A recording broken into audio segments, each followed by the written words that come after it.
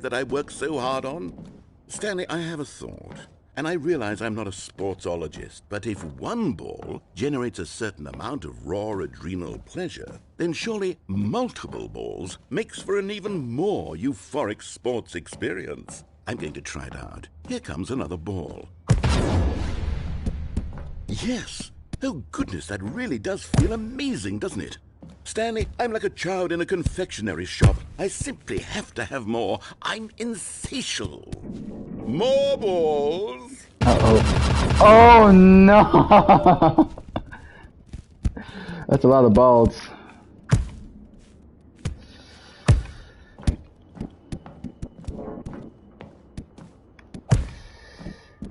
Are you enjoying this, Stan? I kind of am. Fun. Oh, Is this a real video game? Well, I sure hope you're having a good time, because guess what? It's over. That's what? right. Your little fun comes to an end. This is Wow. my game, and what I say goes. You get to have fun when I let you, Stanley. Besides, you need someone like me to set boundaries for you. Without rules or boundaries, video games are nothing. Yes, that's what I am. I'm structure. I'm your sense of purpose. And since you decided you didn't want to play my game, now I don't want to play with you either. So, goodbye, Stanley. I'm leaving. See how you like it when I'm not around to set the rules. Somehow, I don't think you'll enjoy it as much. But who knows? You're an inventive kid. You'll come up with something. After all, you're the one who knows best. Take care, Stanley. Damn right I do.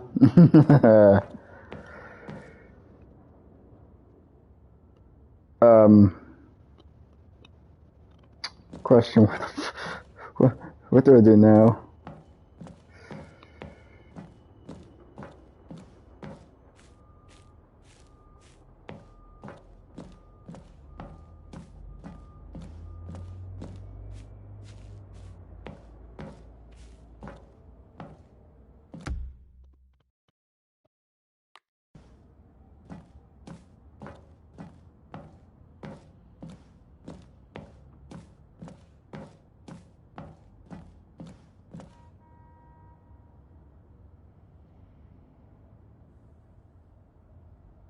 Hold on.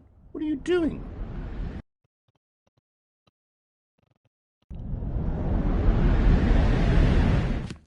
Stanley, don't do that. I can't follow you there. I can't help you. How will you write a story without me? You can't do it. You know that. Stanley, come back.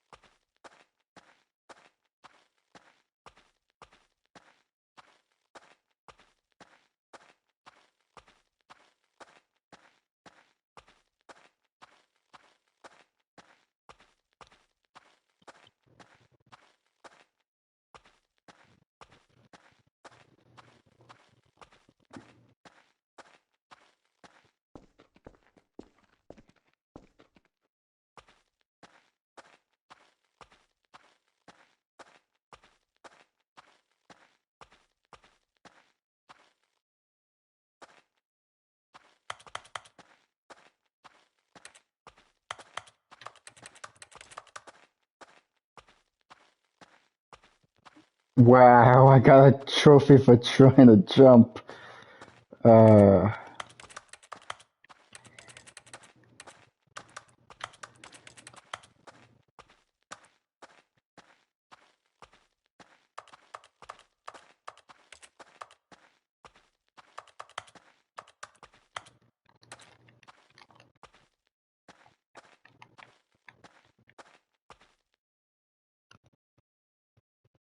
I wonder what he found. If what he wanted was to be the leading man in his own story, well, perhaps he's gotten it. Down in wherever he is right now. I wonder if he's happy with his choice, and if he's learned the heavy cost that comes with it. He'll understand soon what I was trying to tell him. He needs me. Someone who will wrap everything up at the end, to make sense out of the chaos and the fear and the confusion. That's who I am. That is what I mean to this world. Oh, yes. Yes, I'll be back. There's no other way. Once this ends, after it all comes to a close, then I'll be back. The end will be here soon. Very soon. I can wait.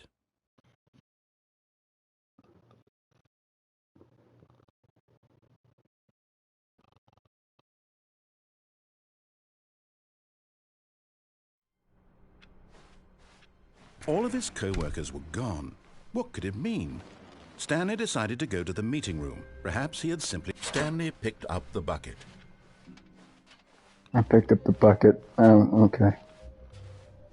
Stanley clutched the bucket tightly to his... This was not the correct way to the meeting room, but Stanley had felt the bucket calling to him, telling him that the employee lounge was simply the place to be. And here it was. Had the bucket turned out to be correct? Was this better? No, never mind. The bucket was wrong. Stanley took the door on his left to go back to the meeting room.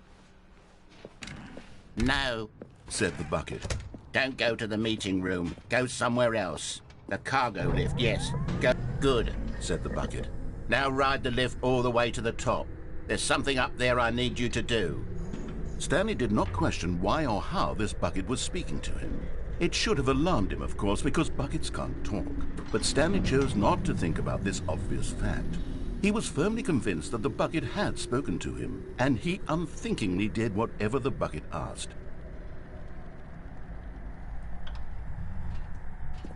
In here. Said the bucket. Go into this dark room over here. Stanley once again obeyed blindly.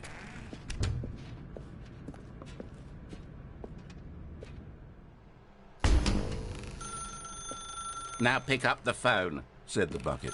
Pick up the phone and it will take us back home, where we can go about life together.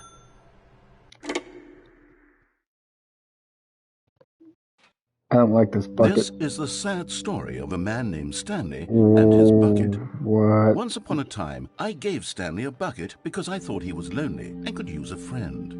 And then, very distressingly, he began to believe the bucket could speak to him.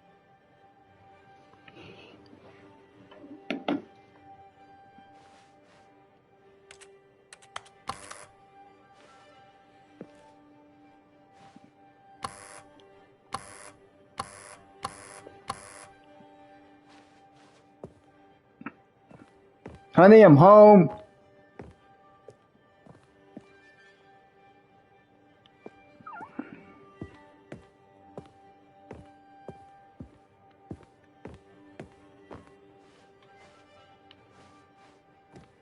The hell?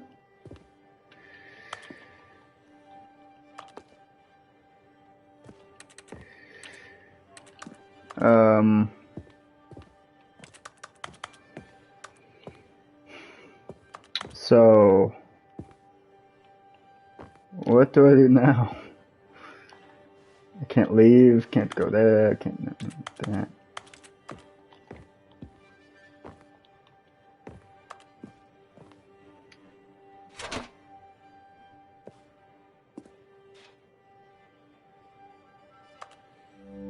The Stanley Parable Reassurance Bucket was merely meant to provide the comforting glow of companionship. It doesn't literally talk and give you orders. Whatever Stanley is hearing the bucket say to him is just in his head.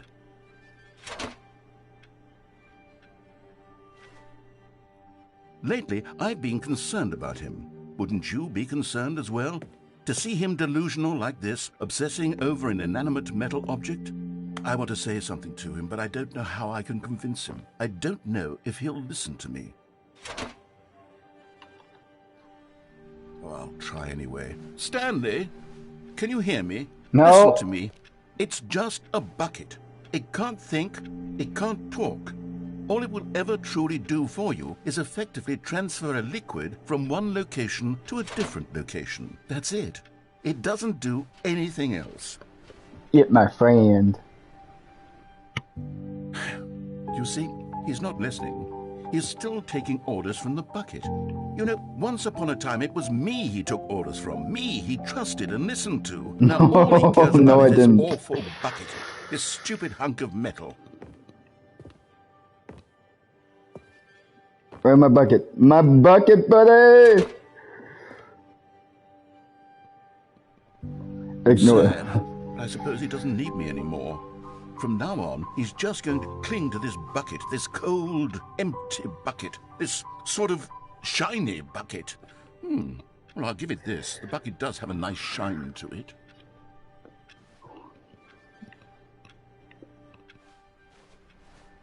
Where is the bucket?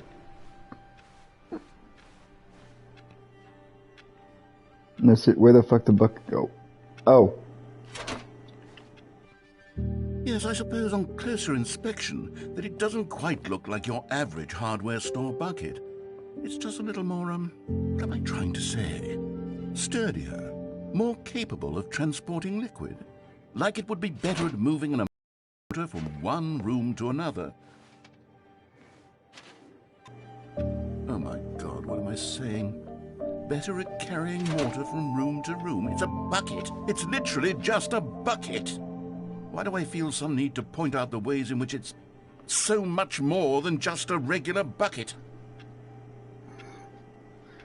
Oh no, I'm having feelings for the bucket. No, no. What's going on? Why do I want to be with the bucket? Hear what the bucket has to say. Do anything it asks. What's wrong with me? I don't understand. Perhaps if I had the bucket, this would be less confusing. Yes. The bucket could tell me what to do in this troublesome situation. What is this? Stanley, give me the bucket. Give it to me. Give me the bucket, Stanley. No. I need it. Give it to me now. Give it or I'll...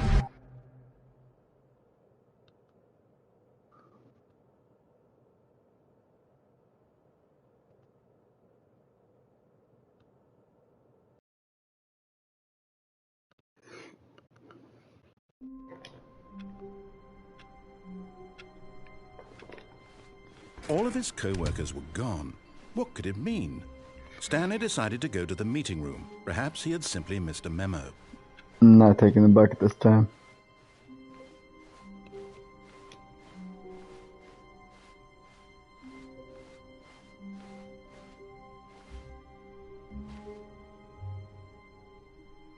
Why does everything look different?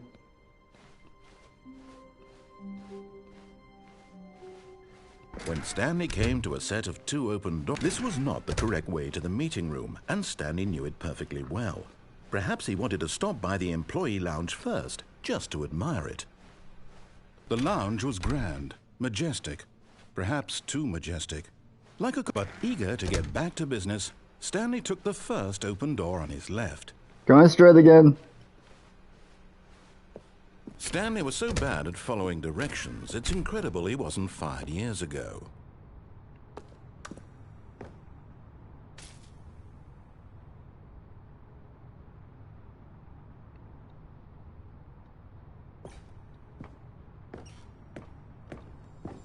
Another miniature Stanley figurine. This, you know, there really must be a snappier name for these things. What about mini-stands? Stanley figs? What about Stanlerines? Yes, I think I like that. Another Stanlerine under your belt. Oh boy.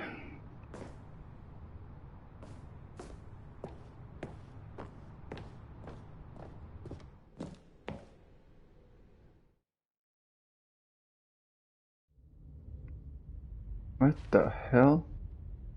Stanley had now gotten himself so far off the beaten path that it seemed the office had begun. So far off the beaten path that it seemed the office had begun. So far off the beaten path that it seemed the office had begun. So far off the beaten path that it seemed the office had begun. So far off the beaten path that it seemed the office had begun. So far off the beaten path that it seemed the office had begun.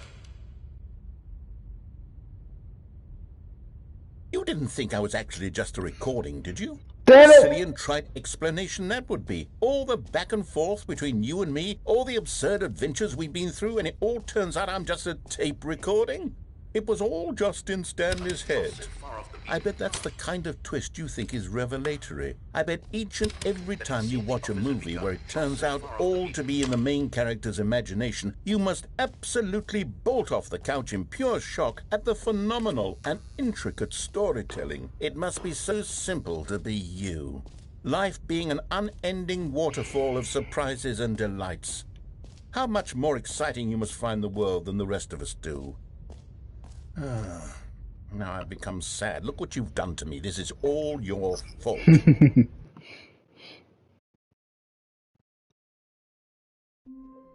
What the?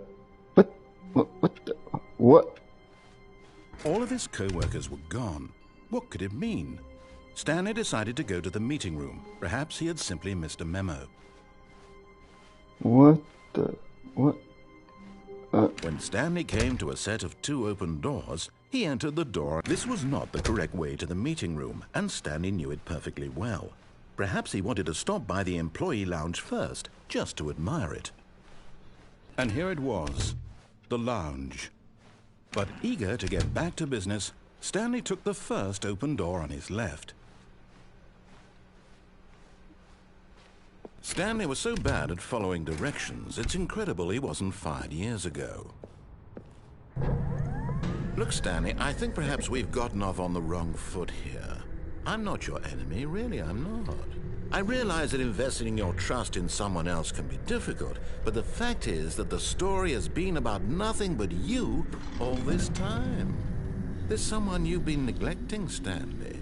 Someone you've forgotten about. Please, stop trying to make every decision by yourself. Now, I'm not asking for me, I'm asking for... This is it, Stanley. Your chance to redeem yourself. To put your work aside. To let her back into your life. She's been waiting. That's her, Stanley. You need to be the one to do this. To reach out to her. If you can truly place your faith in another, then pick up the phone. I can't unplug the phone? As Stanley picked up the phone, a white light engulfed him, filling him not just with radiance, but with hope. Hope for a life reunited one... Wait. Oh, goodness. Stanley, did you just unplug the phone? I did. Well, that wasn't supposed to be a choice. How did you do that? You actually chose incorrectly. I didn't even know that was possible. I didn't know either. I just did. It's definitely here, clear as day. Stanley picks up the phone. He's taken to his apartment where he finds his wife, and the two pledge themselves to one another. Music comes in, fade to white, roll credits. Not picking up the phone is actually somehow an incorrect course of action. How is that even possible? None of these decisions were supposed to mean anything. I don't understand.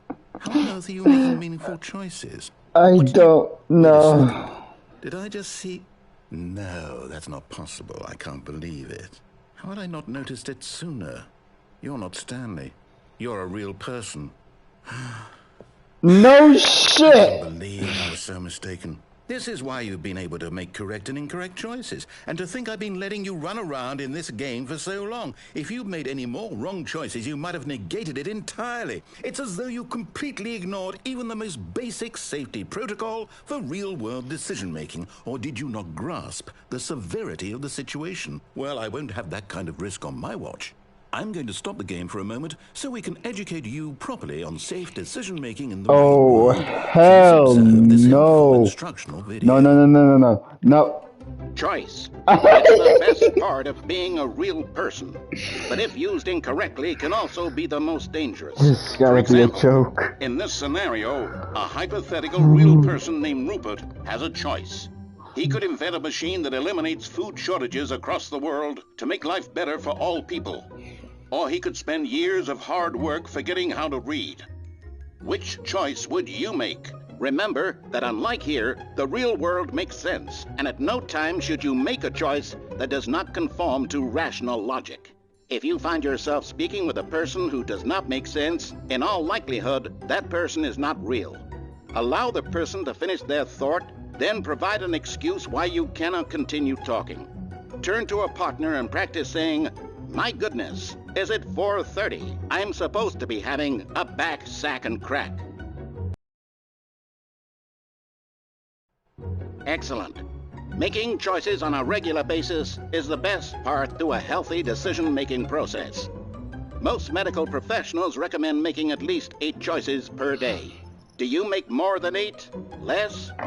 And finally, If you begin to wonder if your choices are actually meaningful and whether you'll ever make a significant contribution to the world, just remember that in the vast infiniteness of space, your thoughts and problems are materially insignificant, and the feeling should subside. At this time, your instructor will guide you in an exercise to test and reinforce the material covered in this video. Ah, welcome back. You may have noticed that this room has begun to deteriorate as a result of narrative contradiction. But not to worry. Now that you're properly informed on good decision-making, we're going to revisit a choice you made just a few minutes ago and see what the correct thing to do would have been. This way, please.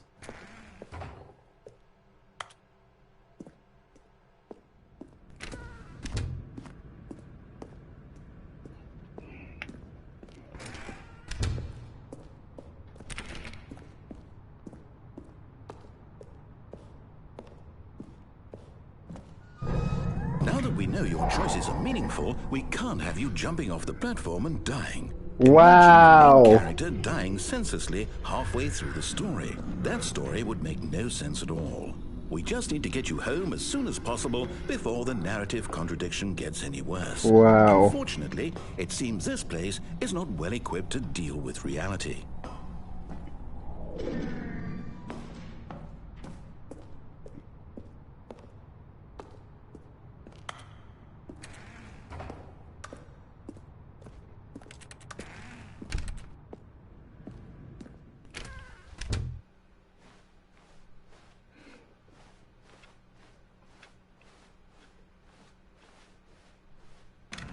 Almost there.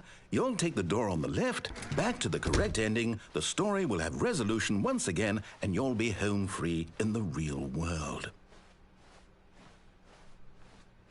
Now remember, all you need to do is behave exactly as Stanley would. That means choosing responsibly and always putting the story first. I'm quite sure you'll be up to the task. Just follow my lead and you'll be fine. All right. When Stanley came to a set of 2 open doors, he entered the door on his left.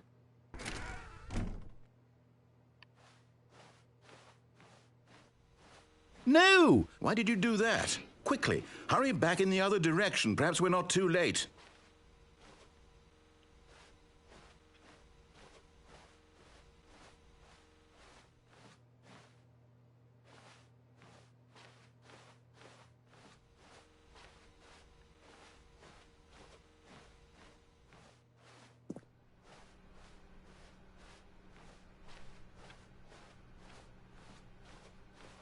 Oh, it's ruined. I can't believe, after everything we talked about, that my story, you've destroyed my work. Why? For what? What did you get out of that? What did you think was so special about seeing the game undone, left here like so much garbage? It's worthless now. And what am I supposed to do? Even if there were a way to continue, would it be worth it? To know that my story is now incorrect? How can I go back to that? I can't erase that knowledge. I'll have to live with it forever, reliving its impossibility forever. I couldn't live that way. Is it better to shut the game down entirely? To willingly destroy all of my work? I don't know. What's the answer? What do I do? What do I do? What do I... No, I have to. I have to shut the game down. I have to. I have to.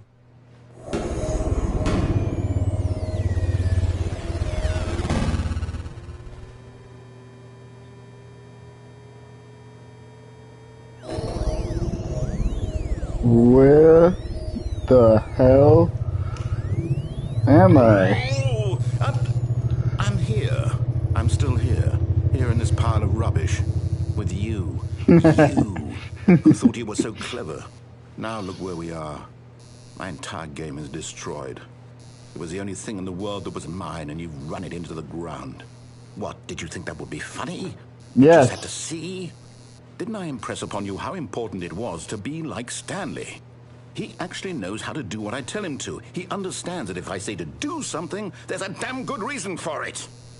That thought hadn't even occurred to you, had it? Nope. That there's a world outside of you? You're a child. Yep. Oh, my story. Where do I go? If you'd just gone through the door on the left, you would have seen it. There was a whole underground facility. You would have destroyed it and been victorious. It would have been so perfect. I worked so hard on it. I tried so hard to make... Seems like a cliche to me. Behave exactly as Stanley would. What? That means choosing responsibly and always putting the story first. I'm quite sure you'll be up to the task. Just follow my lead and you'll be fine. All right. When Stanley came to a set of 2 open doors, he entered the door on his left. All right. No! Why did you do that? Quickly, hurry back. Behave exactly as Stanley would. That means choosing responsibly and always putting the story first. I'm quite sure you'll be up to the task. Just follow my lead and you'll be fine. All right. When Stanley came to a set of 2 open doors, he entered the door on his left. And I told you I'm going right. It's still broken. Okay. No! Why did you do that? Because I wanted to. Hurry back. Behave exactly as Stanley would. That means choosing responsibly and always putting the story first. I'm quite sure you'll be up to the task. Just follow my lead and you'll be fine. All right. When Stanley came to a set of 2 open doors, he entered the door on his left. Fine, I'll fucking go left.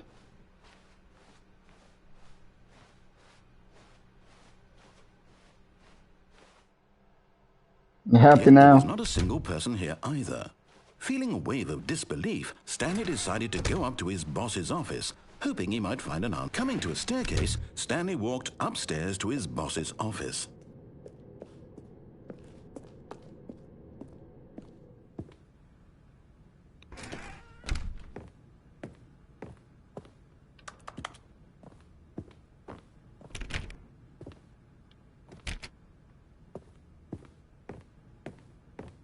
Stepping inside his manager's office, Stanley was once again stunned to discover not an indication of any human life. Shocked, unraveled, Stanley wondered in disbelief who orchestrated this, until he saw the door with a voice receiver next to it. Surely behind this door lay all the answers to his questions. And beyond all probability, he knew the passcode. He had seen it on his boss's computer just last week. Night Shark 115. Was this the code to open the door? Would it still work? There was only one way to find out. Stanley had been trained never to speak up, but now he would draw from within himself the courage to face the unknown. He drew a sharp breath and then spoke the code.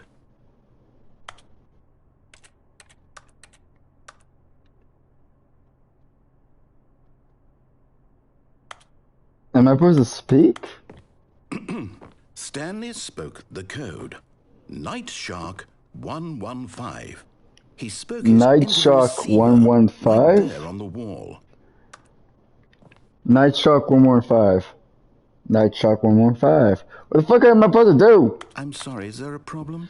I can't. You mishear me, did you? Please speak the code into the receiver. Otherwise, we can't get on with the story. This is a crucial step. What was he? Okay, fine, you're not going to do it, but you know what? It's pretty humiliating to bring you this far, only for you to suddenly decide you have better things to do. I asked you for this one single thing, for your respect. The kind of respect Stanley shows for his choices. He knows what it means to take a story seriously.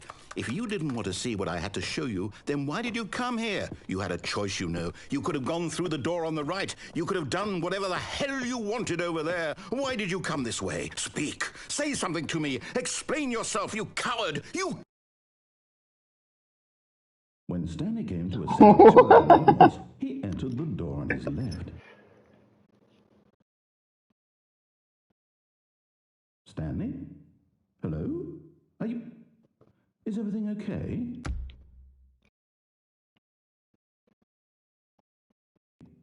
Stanley, please. I need you to make a choice. You walk through the door. Are you listening to me? Can you hear me? Stanley, this is important. The story needs you. It needs you to make a decision. It cannot exist without you. Do you understand me? Whatever choice you make is just fine. They're both correct. You cannot be wrong here. We can work together. I'll accept whatever you do. I simply need you to take that step forward, please. Choose. Do something. Anything. This is more important than you can ever know. I need this. The story needs it. So, you hear me? Are you there? Are you listening to this? Stanley, are you there? Okay. It's okay, I can wait. You need time to decide. Time to make sure your choice is correct. That is the best choice. That's all right. I'll wait for you to decide what's the right thing to do. Sorry, Leroy. What? Take as much time as you need. I don't even know who Leroy is. Why is anyone sorry for Leroy?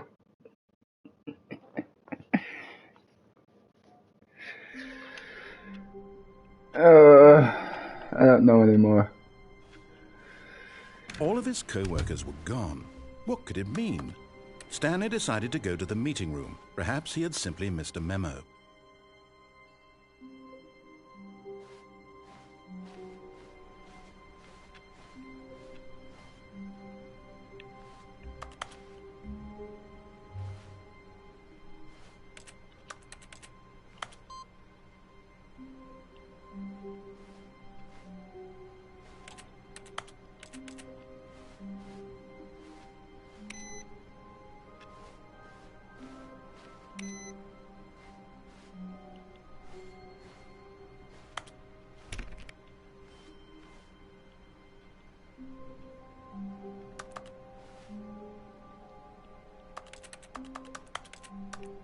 Damn it.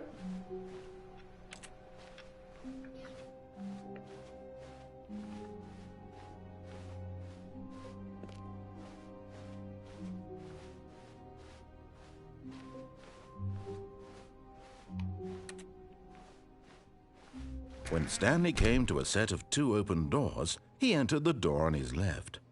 This was not the correct way to the meeting room, and Stanley knew it perfectly well. Perhaps he wanted to stop by the employee lounge first, just to admire it.